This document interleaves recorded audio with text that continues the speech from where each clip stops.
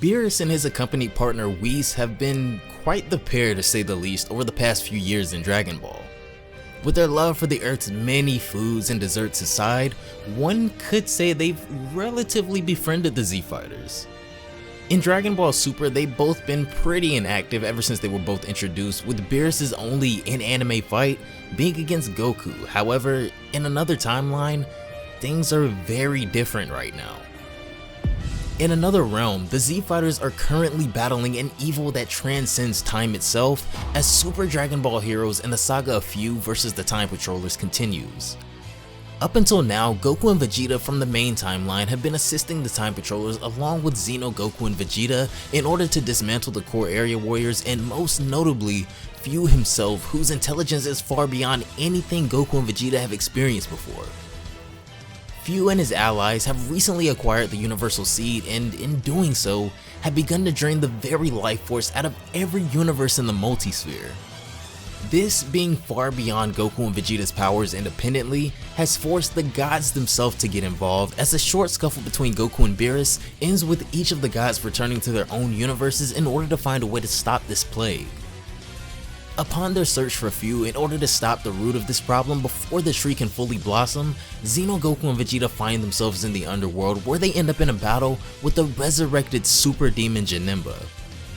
Xeno, Goku, and Vegeta, after falling to Janemba themselves, eventually use the power of their friends, combining the power of 4 Saiyans, much like the God ritual, and this allows them both to become something known as Limit Breaker Super Saiyan 4s. Needless to say, this insane power-up gassed up by 4 other Saiyans was enough to defeat Janemba, and in a single punch even. However, Fu was still lurking, waiting to make his move. When we cut to the Universal Tree, the battle to stop the destruction of the entire multiverse between Fu and the Z-Fighters is about to begin. All of a sudden, this is when Towa arrives, and after a very ominous speech, she teleports all of the Z-Fighters away except our main timeline Goku and Vegeta. Even with their combined Super Saiyan Blue powers, Goku and Vegeta were no match for Fu, who toyed with them for the majority of their battle until eventually pulling out a few tricks of his own. Fu infuses the both of their auras with the dark aura of the Saiyan Cumber, causing Goku and Vegeta to pretty much go berserk in their Super Saiyan Blue forms and swing wildly at Fu as he gained analysis for his experiment. When the effects wore off, Goku and Vegeta were left with no other options other than to use the Potara earrings that were entrusted to them by Salsa prior, and thus creating Super Vegeta once again. With the most powerful warriors the Z-Fighters can muster, even if Vegeta is able to get past Fu, the Universal Tree is moments away from blooming and wiping the life from every corner of the multiverse in the process. Unless the gods themselves have something to say about it.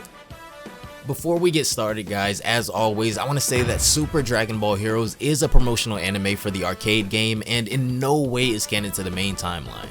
If you want to check out the most recent episode of Super Dragon Ball Heroes for yourselves, they're posted all over YouTube the moment it's released in Japanese, but as always, I'll have the link to the video that I personally watched down in the description.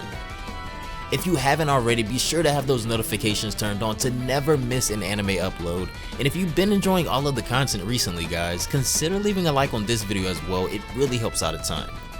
Lastly, be sure to follow on both Twitch and Twitter to stay up with me and all anime related content. But without further ado, after being ported away in the midst of their battle, Xeno, Goku, and Vegeta, along with Trunks and Pan, find themselves bound by Cumber's dark aura in the underworld, held captive by Towa. This is when she tells them that she's the one that created Fu. Through many years of collecting data on the most prominent fighters throughout time, from Goku and Vegeta to Frieza and Cell, even the likes of Majin Buu was analyzed in order to create the warrior known as Fu today. He was created solely in order to be the successor of the Demon King Mechikabra and rule the Demon Realm. She reaches her hand in her pocket and releases another sphere of Cumber's dark aura that seeps off the energy of the Z-Fighters. Towa goes on to explain that when Mechikabra was defeated by Trunks, his energy was released and has stayed hidden all of this time. This is the energy that she plans to harness and give to Fu in order for him to become the Demon King. Goku, of course, wants to let no such thing happen, and in a sudden show of power, he breaks the shackles of the dark aura.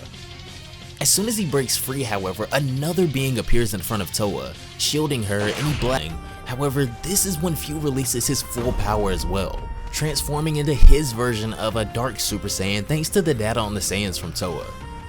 Few gloats that, up until now, he never had a reason to power up or use this form, so Vegito should be honored, with Vegito saying that he's actually pretty excited to see this power as well.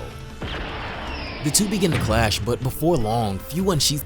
As the smoke clears, however, Vegito is shown to be fine as his barrier still holds, to the shock of Few, and as he stumbles to his feet, commenting that they're much stronger than the last time. Vegito replies that a coward like him would never understand, to which Few says that he prefers the stealth of the shadows and observing his subjects. This is when a blazing light begins to glisten from behind them as they turn around and notice that the universal tree is now shining.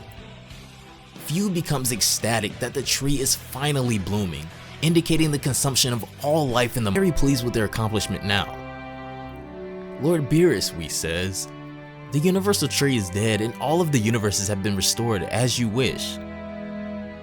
Beerus smirks as the screen zooms out, but as the episode ends, we see that the gods are floating in front of none other than the supreme being, capable of granting any wish without restriction.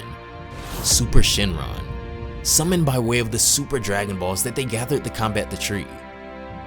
Beerus himself has stepped in to save the multiverse, and although it may have been just between he and Champa to save their own universes, a power above anything Few can muster has been brought down upon him, effectively stopping the destruction of Universe 7 and all of those alike.